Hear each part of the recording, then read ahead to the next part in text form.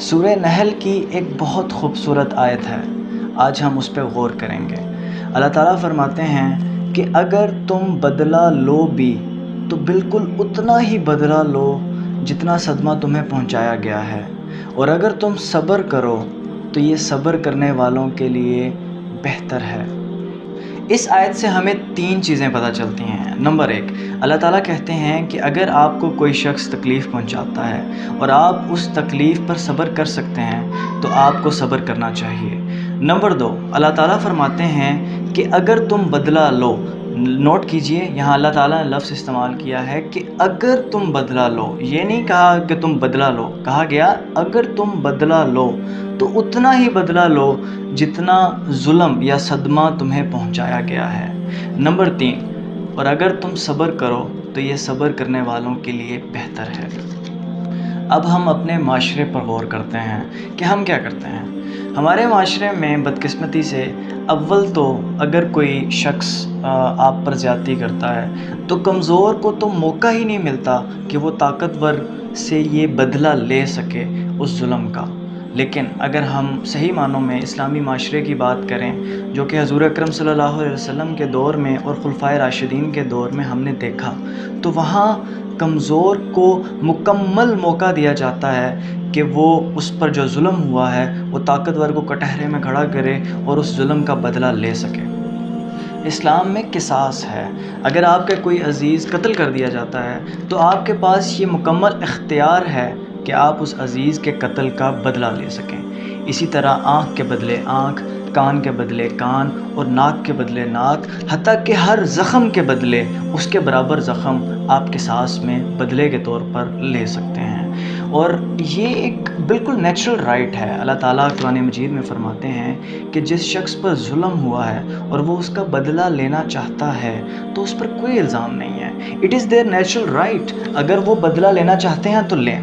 لیکن ساتھ میں اللہ تعالیٰ نے یہ بھی فرما دیا کہ اگر تم بدلہ لو تو اتنا ہی بدلہ لو جتنا تمہیں صدمہ پہنچایا گیا ہے، اس سے زیادہ نہیں۔ لیکن ہمارے معاشرے کا المیہ کیا ہے؟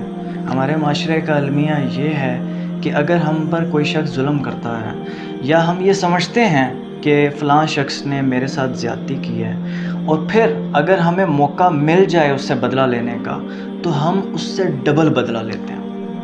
جو وہ شخص ڈیزرو نہیں کرتا اس کا بھی اس سے بدلہ لیتے ہیں، اور پھر انتقام کی آگ میں ہم ظالم بن جاتے ہیں۔ مثال کے طور پر اگر ہم روڈ پہ جا رہے ہوتے ہیں اور ایک کار والے کا ایک موٹر سائیکل والے کے ساتھ تھوڑی چھوٹی سی ٹکر ہو جاتی ہے اور اس کار والے کی کوئی لائٹ جو ہے وہ ڈیمیج ہو جاتی ہے، تو وہ کار والا نکلتا ہے اور اس غریب انسان کو مارنا شروع کر دیتا ہے، صرف اس لیے کہ اس نے اس کا نقصان کیا، تو اب وہ ظالم بن جاتا ہے، مار مار کے اس کا برکس نکال دیتا ہے اور ظالم بن جاتا ہے۔ اسی طرح ہم ایک سسرال کی مثال لیتے ہیں کہ ایک بہن ہے، اس پر سسرال والے ظلم کرتے ہیں، اور تو اس بہن کے جو بھائی ہیں وہ آ جاتے ہیں اور وہ سسرالیوں کو اتنا مارتے ہیں، ان کے سر پھاڑ دیتے ہیں اور اتنا ظلم کرتے ہیں کہ جتنا وہ سسرال والے ڈیزرو نہیں کرتے۔ اسی طرح ہم چوری کی مثال لے لیتے ہیں۔ کوئی ایک گروہ تھا، ہم نے سیالکوٹ میں وہ ویڈیو دیکھی کہ 2 بندے تھے، وہ چوری کرنے آئے، وہ پکڑے گئے تو محلے والوں نے پکڑ کر انہیں مار مار کر ان کا بھرکس نکالا اور ان کو قتل کر دیا۔ تو ہم بعض اوقات بدلہ لینے کی آگ میں خود ظالم بن جاتے ہیں۔ چلیں یہ سب باتیں تو بدلے کی تھی، اس سے اوپر بھی ایک لیول ہے۔ مومن کا ایک لیول اس سے بھی اوپر ہے۔ وہ لوگ، وہ مومن جو اللہ کی رضا کی خاطر لوگوں کی خطائیں معاف کر دیتے ہیں، اور یہ آسان کام نہیں ہے۔ اللہ تعالیٰ خود فرماتے ہیں قرآن مجید میں کہ یہ بڑا ہمت والا کام ہے کہ آپ دوسروں کو معاف کر دیں، اور اس کا بینیفٹ کیا ہوگا کہ اللہ تعالیٰ ہماری خطائیں معاف کرنا شروع کر دیں گے۔